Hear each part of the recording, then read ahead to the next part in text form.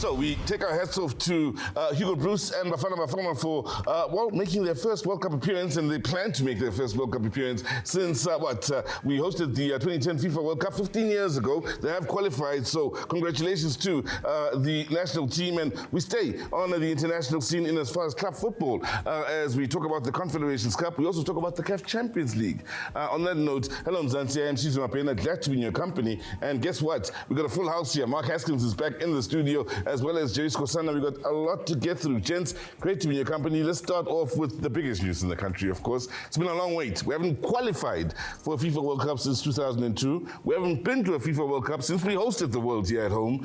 Great news, great generation, and a great time to be alive as a South African. Mark. Yeah, certainly from a football perspective, good afternoon to the viewers, and it's an amazing time to be alive as a South African football lover.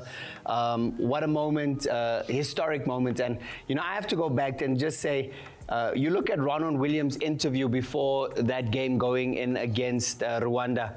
He spoke about, it's a fairy tale story because it's set up beautifully. Going back to the stadium where we made a huge blunder, when we celebrated. We exercised that ghost, yeah? And now we've gone to quite literally exercise that ghost. And so a great, great moment for South Africa. And I mean, you have to give credit to everyone involved. The coaching staff, the technical team, the players, everyone that fought for the badge, fought for the country. Marvelous job. Jed, goals make the world go round. Goals are crucial. We needed goals in the game before the Rwanda game against Zimbabwe. Played well, didn't score. Created chances, came close to scoring, didn't score, and that was the big difference. And that put us under a lot of pressure going into the last game against Rwanda. The fact that Mbatha's goal comes in the first 5 minutes, how important is that in just setting the tone for the rest of the day? Thank you, Sizwe. Thanks also to the viewers. But for me, we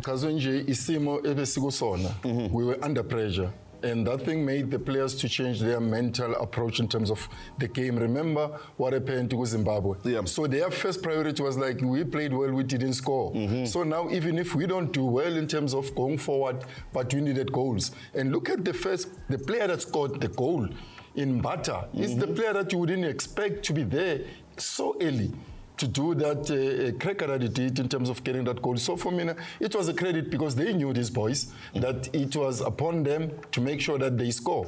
And this is exactly what they did, and I was more than happy. Hello. We have to look at the lineups for these two games, including the changes that Hugo Broos has had to bring into effect here. Firstly, over the last two rounds, maybe you could argue that injuries have been a factor, fitness has been a factor, player availability has been a factor. It's been a big change to the squad over the last two games, but this generation, again, we have to praise them and praise Hugo Broos for his team selection as well. But this generation seems to be able to carry the load no matter who we shuffle into the squad.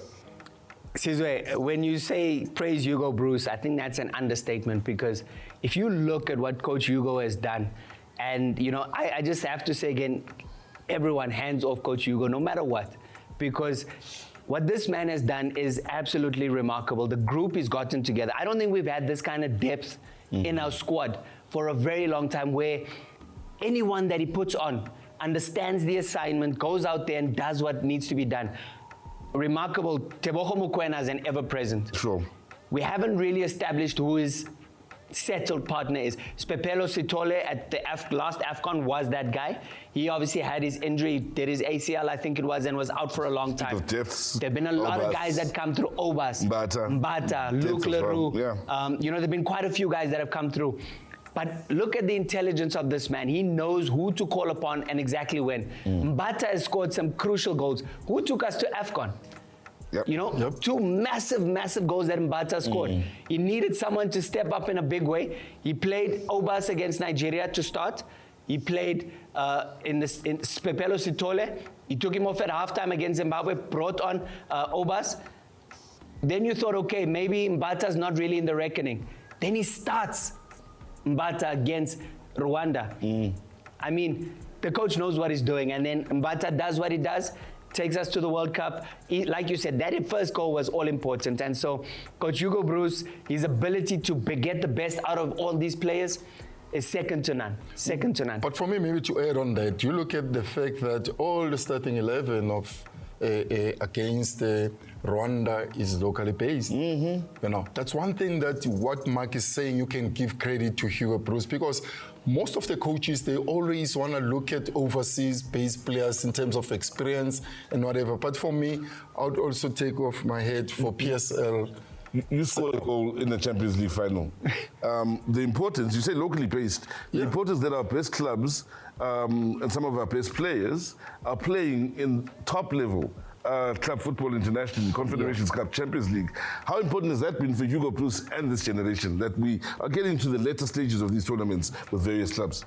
But if you look before, when we started coming in 1998, most of the players were a highly local players. I think by then it was only Lucas Radebe. Benny was still young at the age of 17 for Ajax Amsterdam. Yes, the late Masinga. I think we had Pierre Maimane at Teki, and then we didn't have that much, but it was locally based, where we put pressure on the overseas-based players when I was there with them. So for now, to look at the way Hugo Broos is doing this wonderful job without any high-profile competition in terms of, if Mark comes from Italy, I'm from South Africa, we're playing the same position, that gives a competition. You know, the coach needs to make sure I'm there because he selected me. Mark is there not to demoralize me because I'm locally, Mark is overseas. But for him to have this group and make them, you know, like behave like a big family. For me, PSL, that's where I give PSL the credit.